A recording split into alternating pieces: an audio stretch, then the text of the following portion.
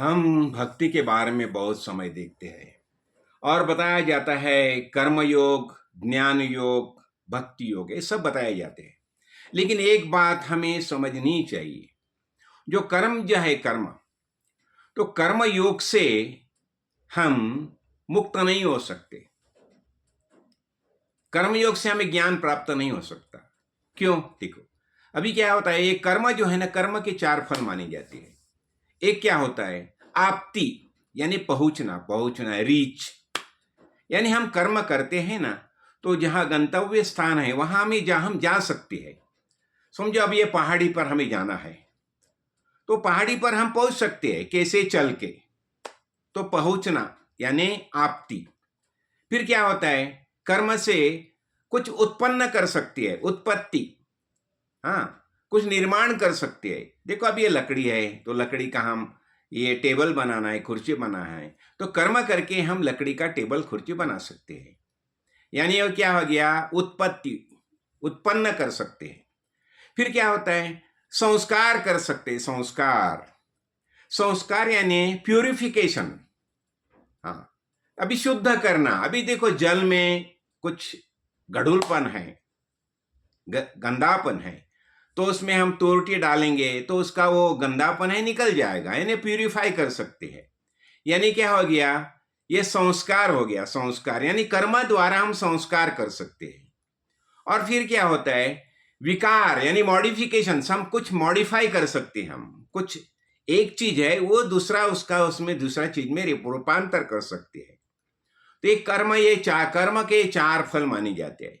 देखो अभी है ना, तो अभी हमें हमें देखो, हमें ब्रह्मा तक पहुंचना है, यानी ज्ञान प्राप्त करना है। तो क्या है, समझो हमें ब्रह्मा तक पहुंचना है, लेकिन क्या है, ब्रह्मा तक पहुंचना संभव ही नहीं है। क्यों? क्यों? देखो जब ज्ञान प्राप्त होता है ना, कि ब्रह्मा बस सब जगह फैला हुआ है, फैला हुआ है। और इतना ही नहीं, इतना फैला हुआ है, बताया ने कि ये संपूर्ण अखंड मंडलाकारम व्याप्तम ऐसा ब्रह्म है। तो ऐसा जो है फैला हुआ है, तो क्या होता है, उस तक हम पहुंच नहीं सकते। लेकिन क्या है, जब ज्ञान होता है, पता चलता है कि वह मैं ही हूं, ब्रह्म कुछ मुझसे अलग नहीं है, ये ज्ञान से प्राप्त होता है। यानी ब्रह्मा तक ये पहुंचना देखा हमने। ठीक है, अब ये हो गया, यानी आपती, पहुंचना। फिर दूसरा क्या होता है, कुछ निर्माण करना। देखो निर्माण करना होगा, तो उसका निर्माण नहीं कर सकती। क्यों? वो पहले से ही मौजूद है। जो पहले से ही मौजूद है उसका निर्माण करना ही संभव नहीं है। ऐसा ये ब्रह्म है। हम ब्रह्म ज्ञान बताते हैं ना, ये देखो ये पहले से ही मौजूद है, तो उसका निर्माण नहीं हो सकता। अच्छा, और एक बात देखो, उसे शुद्ध नहीं किया जा सकता है। कर्म से शुद्ध करते हैं ना, लेकिन उसे शुद्ध नहीं किया जा सकता। क्यों? यह पहले से ही शुद्ध है, यानी विमल ब्रह्म।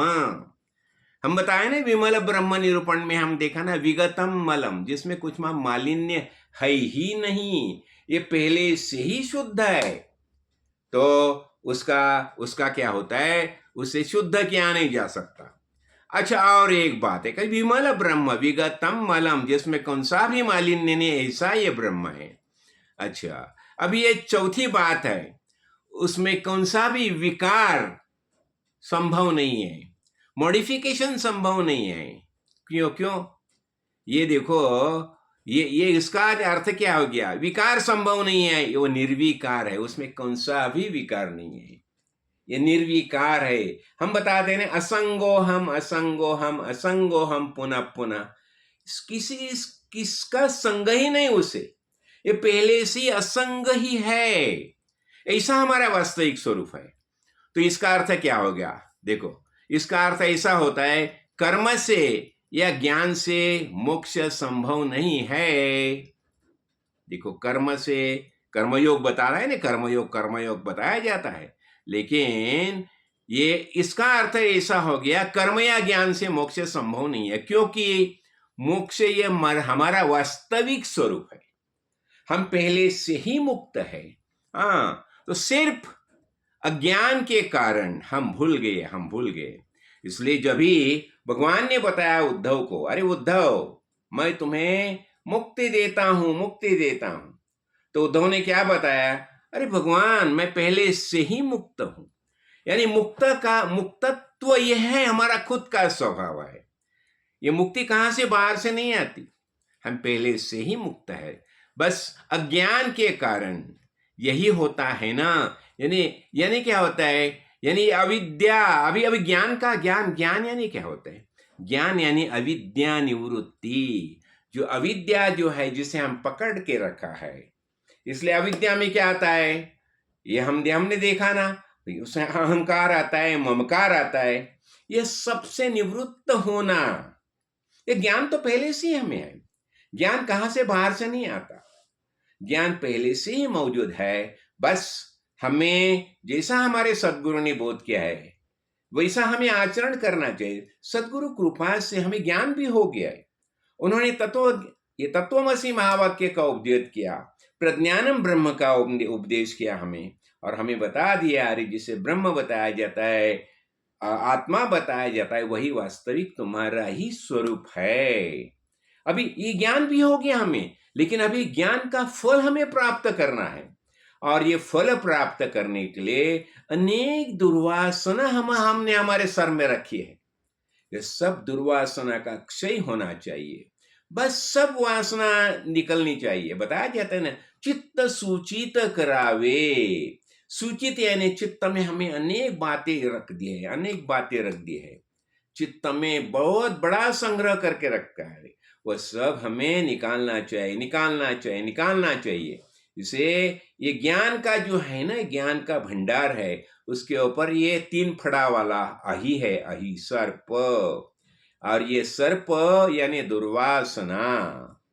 तो हमें क्या, ये सात्विक राजसिक तामसिक ये तीनों गुणों की दुर्वासना है, तो हमें यह दुर्वासना का क्षय करना चाहिए, दुर्वासना दूर करनी चाहिए। बस फिर हम जैसे है वैसे हम स्वस्वरूप ही है, वास्तविक यही हमारा ज्ञान है। असंगो हम, असंगो हम, असंगो हम, पुनः पुनः सच्चिदानंद रूपो हम, अहमेव अव्ययम।